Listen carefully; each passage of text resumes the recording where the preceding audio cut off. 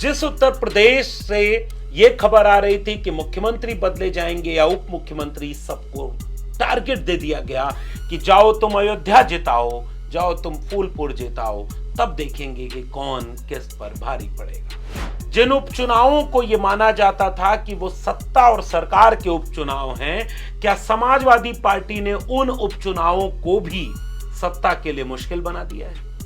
क्या बहुजन समाज पार्टी को 2012 के बाद फिर से यह बात समझ में आ गई है कि उपचुनाव न लड़ना कोई राजनीतिक रूप से अच्छा निर्णय साबित नहीं हुआ, इसलिए 2012 के बाद पहली बार बहुजन समाज पार्टी उपचुनाव उत्तर प्रदेश के लड़ने जा रही है। इन उपचुनावों की अहमियत यहां से समझी जानी चाहिए। चंद्रशेखर आजाद खुद संसद पहुंचे और उसके बाद अपने बढ़े हुए मनोबल के साथ उत्तर प्रदेश के उपचुनावों में दस्तक दे रहे हैं।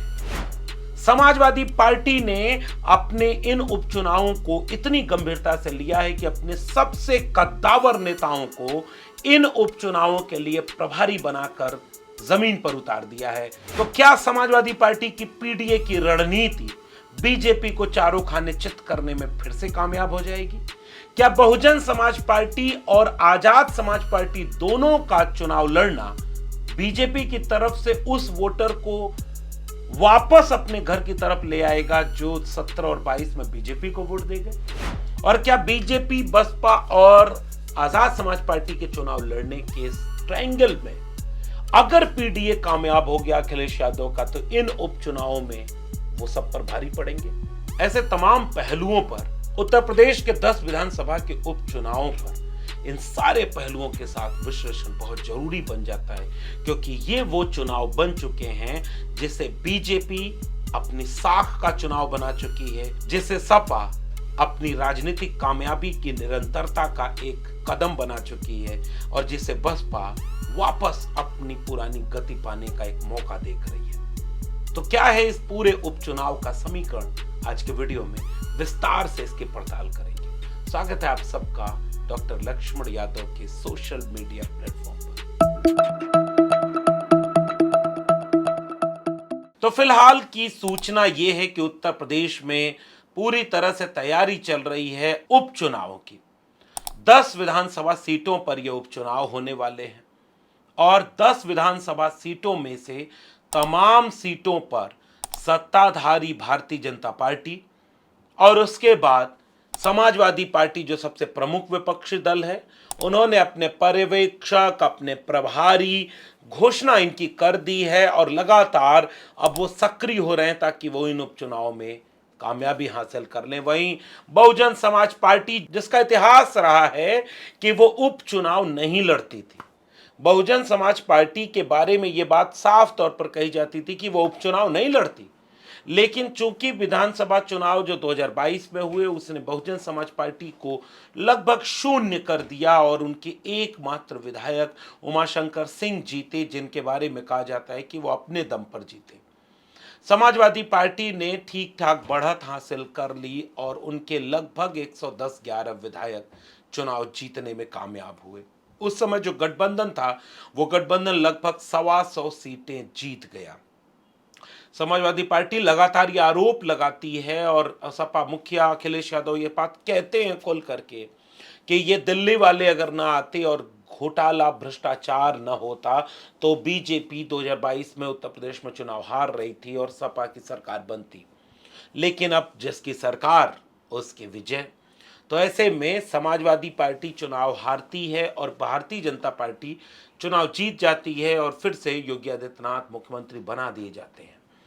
2017 में जब केशव प्रसाद मौर्य बीजेपी उत्तर प्रदेश के प्रदेश अध्यक्ष हुआ करते थे, पिछड़े चेहरे को बीजेपी ने आगे किया था और पिछड़े समुदाय के बीच एक दुष्प्रचार और झूठ किया था प्रचार कि उत्तर प्रदेश में सारा हक यादवों ने ले लिया है। 86 में 56 एसडीएम यादव हो गए। 86 एसडीएम में से 56 एक जाति विशेष के और तमाम अति पिछड़ी जातियों और गैर यादव ओबीसी समुदायों को नाराज किया, साजिश के तहत बरगलाया गया और उन्हें भारतीय जनता पार्टी के साथ वोट डालने में कामयाबी हासिल कराई गई, जिसके चेहरा बनकर उभरे थे केशव प्रसाद मौर्य।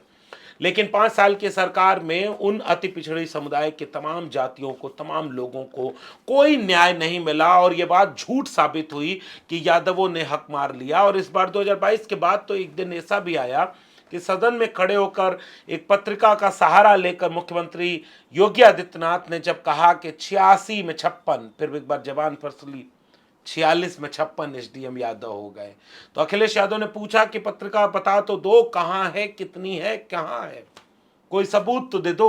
लेकिन ऐसा कोई सबूत देने में मुख्यमंत्री योगी आदित्यनाथ और उनकी सरकार कामयाब नहीं हो पाई। और रिपोर्ट बताती है, जैसे बसावन इंडिया एक पत्रिका है, उस पत्रिका ने बाकायदे शोध करके बताया और आंकड़े से यह साबित किया कि जितने एसडीएम यादव होने का दावा एक बार के चयन में किया था बीजेपी ने, उतने तो पूरे 5 साल अखिलेश यादव जब मुख्यमंत्री थे तो पूरे 5 साल उतने यादव एसडीएम नहीं हुए। इस तरह से धीरे धीरे वो नाराजगी होती है, तमाम लोग पार्टी छोड़कर जाते हैं। लेकिन मुख्यमंत्री उस चेहरे को नहीं बनाया गया था जो केशव प्रसाद मौर्य यानी एक ओबीसी चेहरा थे। और 22 में फिर से वो विवाद सामने आता है, फिर वो मामला शटल नहीं होता है, मुख्यमंत्री योगी आदित्यनाथ फिर से मुख्यमंत्री बना दिए जाते हैं और 22 से 24 के बीच में बहुत कुछ होता है उत्तर प्रदेश के बीजेपी के घर के भीतर। झगड़ा इतना बढ़ता है कि लोगों का मानना यह है, और खुद बीजेपी ये बात मानती है, उनके विधायक बोल चुके, उनके सांसद बोल चुके कि उनके भीतर कोई सुनवाई नहीं और बीजेपी के अंतर कलह की वजह से नरेंद्र मोदी की सरकार अकेले पूर्ण बहुमत हासिल करके बीजेपी के साथ नहीं बन पाई, गठबंधन की सरकार बनी। और इसमें सबसे बड़ा योगदान योगी आदित्यनाथ का है। और ऐसे में बहुत झगड़ा भारी हो जाता है कि क्या मुख्यमंत्री योगी आदित्यनाथ को हटा दिया जाएगा, क्या उप मुख्यमंत्री केशव प्रसाद मौर्य जो 2017 से सीएम ऑन वेटिंग हैं, स्टूल पर बैठे हुए हैं, उनको मुख्यमंत्री बना दिया जाएगा। लेकिन फिर से उनको कुछ नहीं मिला। योगी आदित्यनाथ सुरक्षित अभी वहीं कुर्सी पर बैठे हैं और दोनों डिप्टी सीएम भी अपनी कुर्सी पर सुरक्षित बैठे हैं। और नाराजगी अचानक से शांत बताई इसलिए जा रही है क्योंकि इन 10 उपचुनावों में सबको टास्क दे दिया गया है कि जाओ और सब लोग चुनाव जितवा कर आओ, तब जाकर के इसका फैसला होगा कि कौन रहेगा और कौन जाएगा। इसलिए भारतीय जनता पार्टी के लिए ये चुनाव, भले ही भारतीय जनता पार्टी सरकार में है और उपचुनावों के लिए साफ तौर पर यह कहा जाता है कि उपचुनाव सरकार के चुनाव होते हैं, सरकार की मशीनरी होती है, सरकार के डीएमएसपी होते हैं, सरकार के चुनाव की पूरी प्रक्रिया होती है और इन उपचुनावों से सरकारों के बनने या बिगड़ने पर कोई असर नहीं होता है। इसलिए जनता भी इसी मूड में होती है कि उसी को विधायक चुन दिया जाए जो सरकार में है और ताकि हमारा काम हो सके। ऐसे कई तरह की धारणाएं उपचुनावों को लेकर बना दी गई थी। ये धारणा 2014 के बाद बनाई गई थी। उसमें भी ये पता चला कि 17 में जब मुख्यमंत्री योगी आदित्यनाथ और केशव प्रसाद मौर्य ये दोनों लोग विधायकी का फूलपुर और गोरखपुर की सीट छोड़ करके सरकार में शामिल होते हैं और इन दोनों जगहों पर उपचुनाव होता है और बहुजन समाज पार्टी उस समय उन दोनों उपचुनाव में शामिल नहीं होती है और प्रकारांतर से समाजवादी पार्टी को समर्थन कर देती है। तो योगी आदित्यनाथ की विधायक वाली सीट और केशव प्रसाद मौर्य की विधायक वाली सीट, जब दोनों सांसद वाली सीट, दोनों विधायक जाकर विधायक बनकर के सरकार बनाते हैं तो उनकी सांसद वाली दोनों सीटें हार जाती है बीजेपी। बीजेपी की केंद्र में भी सरकार होती है, बीजेपी की राज्य में भी सरकार होती है, फिर भी वो दोनों उपचुनाव बीजेपी हार जाती है। और उसके पीछे एक विमर्श होता है कि सपा और बसपा का गठबंधन इतना कारगर हुआ और उसके बाद 2 साल में बीजेपी ने इतनी तैयारी की कि 19 में जब सपा और बसपा का गठबंधन घोषित तौर पर हो गया तो उसके प्रभाव को एकदम न्यूनतम कर दिया। फिर भी 10 सीटें बहुजन समाज पार्टी जीती थी, 5 सीटें 14 में भी सपा के पास थी, 5 सीटें 19 में भी सपा के पास रह जाती हैं और सपा इस तरह से कोई फायदा नहीं हासिल कर पाती है। बावजूद इसके चुनाव के तुरंत बाद आदरणीय मायावती जी गठबंधन तोड़ लेती हैं, ये कहते हुए कि वोट ट्रांसफर नहीं हुआ। 14 में जो शून्य थी बसपा वो 19 में 10 होती है और 24 में फिर से शून्य हो जाती है। लेकिन इसलिए बसपा भी अब एक रणनीति बना रही है कि वो भी उपचुनाव लड़ेगी। और समाजवादी पार्टी ने जो कामयाबी हासिल की 2024 के चुनाव में, देश की तीसरी सबसे बड़ी पार्टी बन गई, उसका पीडीए ने कमाल कर दिया और यहां तक कि अयोध्या की सीट पर बीजेपी को हरा दिया। आज की तारीख में देश में सबसे मजबूत अगर कोई पॉलिटिकल लीडर बनकर के उभरा तो उसका नाम है अखिलेश यादव। और इसलिए वो उपचुनावों को इतनी ताकत से लड़ रहे हैं कि कहीं से भी बीजेपी मजबूत ना हो। और पिछली वीडियो में भी मैंने आपको इस बात का इशारा किया था कि अगर आप एक एक सीट जोड़ें, करहल, मिल्कीपुर, शीशामऊ, फूलपुर और कटेहरी, 6 सीटें सीधे सीधे ऐसी हैं जिस पर समाजवादी पार्टी का पलड़ा भारी है, ठीक ठाक भारी है। इसलिए समाजवादी पार्टी ने पूरी तैयारी शुरू कर दी है। बहुजन समाज पार्टी जो आरक्षण के सवाल पर बहुत मुखर हुई और जिसने तमाम तरह से लोगों को घेरना शुरू किया। आदरणीय मायावती जी जब भी प्रेस कॉन्फ्रेंस करती तो भाजपा के साथ सपा को, कांग्रेस को, सबको लपेट देती थी। इसलिए उन्होंने भी घोषणा कर दी कि अब उनकी तरफ से भी पर्यवेक्षक बनाए गए हैं और वो उपचुनाव लड़ने जा रहे हैं। 2012 के बाद ये पहली बार होगा जब बसपा विधानसभा के उपचुनाव लड़ने जा रही है। बहुजन समाज पार्टी की राष्ट्रीय अध्यक्ष मायावती जी ने कटेहरी विधानसभा उपचुनाव के लिए अमित वर्मा और जितेंद्र भैया को बसपा का प्रभारी बना दिया है। और उसके बाद उधर दूसरी तरफ अगर गौर करेंगे तो मुख्यमंत्री योगी आदित्यनाथ ने मिल्कीपुर और कटेहरी इन दोनों सीट का जिम्मा खुद अपने हाथ में ले लिया है। मिल्कीपुर वो सीट है जो अयोध्या में अवधेश प्रसाद पासी के विधायक रहते उनकी विधायकी की सीट है, जो अब वो सांसद में बीजेपी को हराकर संसद में चले गए तो उनकी सीट खाली हुई है। और अयोध्या हारने का बीजेपी की तरफ से इतना बड़ा ड्रॉबैक हुआ है कि खुद सीएम योगी आदित्यनाथ ने मिल्कीपुर की सीट को उन्होंने चुना है। और एक तरफ ये माना जा रहा था कि शिवपाल यादव को लेकर के क्या रणनीति बनाएगी समाजवादी पार्टी, तो जो कटेहरी है जिसको बीजेपी की तरफ से कटेहरी की जिम्मेदारी संभाल रहे हैं खुद मुख्यमंत्री योगी आदित्यनाथ, उस कटेहरी का प्रभारी बना दिया गया है, जो पूरे चुनाव को अपने नियंत्रण में, अपने निगरानी में लड़ेंगे। उस प्रभारी का नाम है शिवपाल सिंह यादव। उस समाजवादी पार्टी में ये माना जाता है, साफ तौर पर माना जाता है कि जमीनी संगठन की पकड़ शिवपाल सिंह यादव को आदरणीय नेताजी के समय से है। और इस बात का फायदा उठाते हुए समाजवादी पार्टी ने उन्हें कटेहरी सीट का प्रभारी नियुक्त कर दिया है। तो शिवपाल सिंह यादव के नेतृत्व में कटेहरी का चुनाव लड़ा जाएगा और दूसरी तरफ बीजेपी से होंगे मुख्यमंत्री योगी आदित्यनाथ। तो अब आप समझ सकते हैं कि ये उपचुनाव कितनी अहमियत रखते हैं। ये उपचुनाव सामान्य नहीं है, ना तो सपा के लिए, ना तो भाजपा के लिए। इवन बसपा भी इन उपचुनाव की अहमियत समझ रही है और ये बात भी समझ रही है कि 27 में विधानसभा सीटों पर अगर चुनाव होने हैं और अगर उपचुनाव में हम बढ़िया नहीं कर पाएंगे तो 27 में तो हम लड़ाई में ही कहीं नहीं रहेंगे। इसलिए बसपा भी 2012 के बाद पहली बार, यानी तकरीबन 14 साल 12 साल बाद बसपा उपचुनाव लड़ने जा रही है। इसलिए उस उपचुनाव की अहमियत समझिए। तो एक तरफ से समाजवादी पार्टी ने शिवपाल सिंह यादव को कटेहरी का प्रभारी बना दिया है और वहीं दूसरी तरफ मिल्कीपुर जो अयोध्या फैजाबाद की सीट है, वहां से खुद अवधेश प्रसाद जो विधायक रहे फिर सांसद बन गए, उनको भी प्रभारी बनाया गया। और साथ में एक और प्रभारी लाल बिहारी यादव जो नेता प्रतिपक्ष हैं विधान परिषद में, आजमगढ़ के रहने वाले हैं, बनारस क्षेत्र से एमएलसी चुने गए और उनको भी मिल्कीपुर सीट पर प्रभारी बना दिया गया है। अवधेश प्रसाद आज दुनिया में, केवल भारत में ही नहीं, दुनिया में सबसे चर्चित सांसदों में से एक बन गए क्योंकि अयोध्या उन्होंने बीजेपी को हरा दिया। ऐसे में अवधेश प्रसाद खुद मिल्कीपुर के प्रभारी हैं, लाल बिहारी यादव प्रभारी हैं और यही मिल्कीपुर है जिसके प्रभारी योगी आदित्यनाथ हैं। तो योगी आदित्यनाथ को घेरने के लिए अखिलेश यादव ने बहुत शानदार बिसात बिछाई है। मझवा की सीट पर वहां के सांसद वीरेंद्र सिंह को समाजवादी पार्टी ने प्रभारी बनाया है। करहल मैनपुरी से चंद्रदेव यादव, उनको प्रभारी बनाया गया जो पूर्व मंत्री हैं। फूलपुर की सीट और शीशामऊ पर कानपुर से राजेंद्र कुमार विधायक, उनको बनाया गया। और फूलपुर की एक सीट ऐसी, इंद्रजीत सरोज विधायक हैं समाजवादी पार्टी के, एक ज़माने में बहुजन समाज पार्टी के नेता हुआ करते थे और बाद के दिनों में 2022 के चुनाव में वो समाजवादी पार्टी में आए और इंद्रजीत सरोज पासी बिरादरी के एक बड़े नेता हैं। मनोहर कांशीराम की राजनीतिक प्रयोगशाला के निकले हुए कुछ बड़े नेता, मिसाल के तौर पर राममचल राजभर, लालजी वर्मा, इंद्रजीत सरोज, आज की तारीख में ये सारे लोग समाजवादी पार्टी के साथ मजबूती से खड़े हैं और उस पार्टी को मजबूत कर रहे हैं।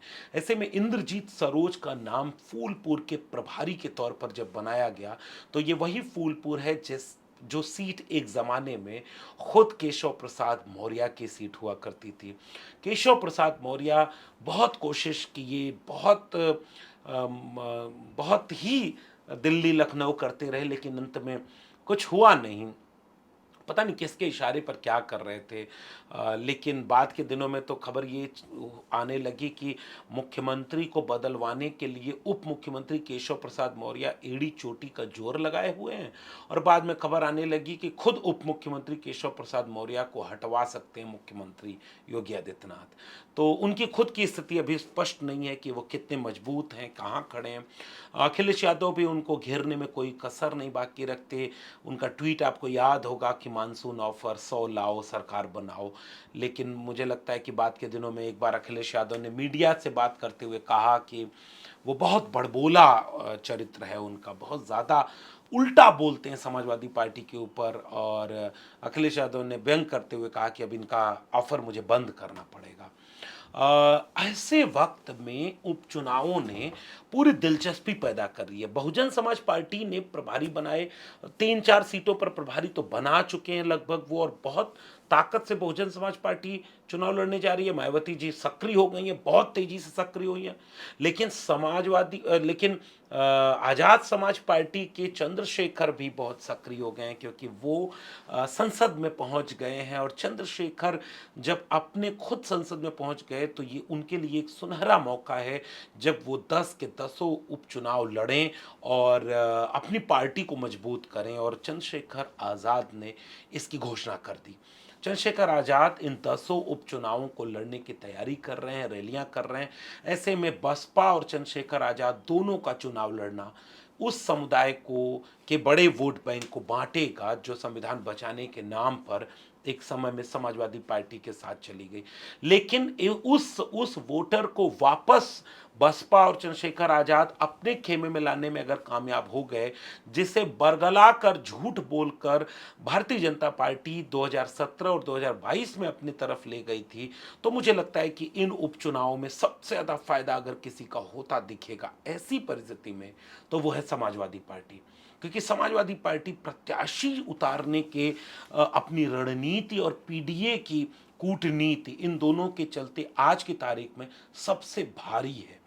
प्रत्याशियों के चयन को लेकर के अखिलेश यादव ने पिछले चुनाव में ही अपना लोहा मनवाया है, अपनी राजनीतिक कुशलता को लोगों के सामने जाहिर किया है।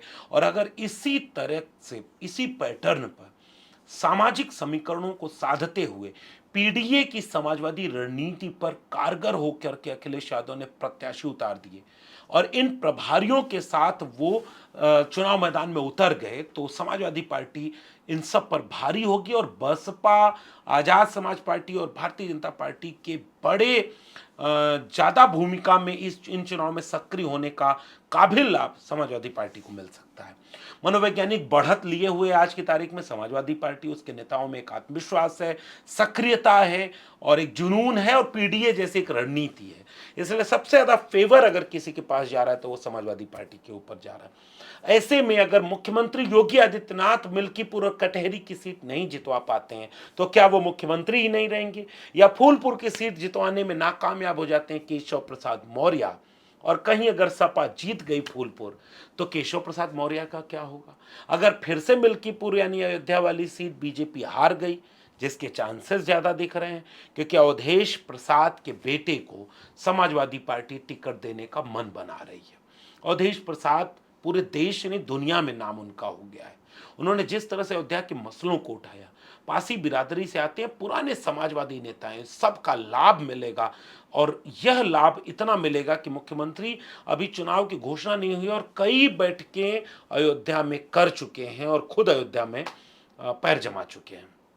ऐसे में बारिश ने जितना अयोध्या में बीजेपी की किरकिरी की, चुनाव ने 2024 के चुनाव ने अयोध्या में जितनी बीजेपी किरकिरी की, क्या अवधेश प्रसाद के बेटे अगर उन्हें टिकट समाजवादी पार्टी देती है तब अखिलेश यादव की रणनीति के तहत क्या फिर से किरकिरी करेगी, और जिसका सीधा असर मुख्यमंत्री की कुर्सी तक होने वाला है। क्या फूलपुर में इंद्रजीत सरोज अपने पीडीए के समीकरण के साथ केशव प्रसाद मौर्य को चित करने में कामयाब हो जाते हैं, और क्या बसपा और चंद्रशेखर आजाद दोनों के लड़ने का लाभ समाजवादी पार्टी को मिलता है, इन सारे समीकरण पर तय करेगा कि उपचुनाव का अंतिम परिणाम क्या होता है। लेकिन इतना तो तय है कि उत्तर प्रदेश में होने वाले ये उपचुनाव अब सामान्य उपचुनाव की तरह कतई नहीं रह गए, ये 2027 के चुनाव के सेमीफाइनल की तरह देखे जा रहे हैं। इसलिए सबने अपनी ताकत झोंक दी है। देखना दिलचस्प होगा कि किसकी ताकत किस पर कितनी भारी पड़ती है। तो इस तरह से उत्तर प्रदेश के इन 10 विधानसभाओं के उपचुनाव को बहुत करीब से देखने और समझने की जरूरत है। जितना केंद्र सरकार के रहने पर महाराष्ट्र विधानसभा और हरियाणा विधानसभा के चुनावों का असर होना है, उससे कहीं ज्यादा असर इन 10 विधानसभाओं के उपचुनावों का उत्तर प्रदेश की राजनीति के साथ देश की राजनीति पर होना है। और इसलिए इन उपचुनावों पर सारी पार्टियों ने अपनी पूरी ताकत झोंक दी है, और ऐसे में हर दिन इसका विश्लेषण और इस पर नजर रखना बहुत जरूरी है, क्योंकि इसके बदलाव पूरी राजनीति पर गहरा असर डालेंगे। तो इस पूरे मसले पर आपकी राय क्या है, नीचे कमेंट बॉक्स में जरूर बताइएगा। अगर ये वीडियो आपको अच्छी लगी तो इसे शेयर करिए, चैनल को सब्सक्राइब करिए और बेल आइकॉन जरूर दबाइएगा, ताकि अगली वीडियो की सूचना आप तक मिलती रहे। अगर आप इसे डॉक्टर लक्ष्मण यादव के फेसबुक पेज या ट्विटर पर देख रहे हैं तो हमें फॉलो करना मत भूलिए। फिर मिलेंगे किसी और विश्लेषण के साथ, तब तक के लिए बहुत बहुत धन्यवाद।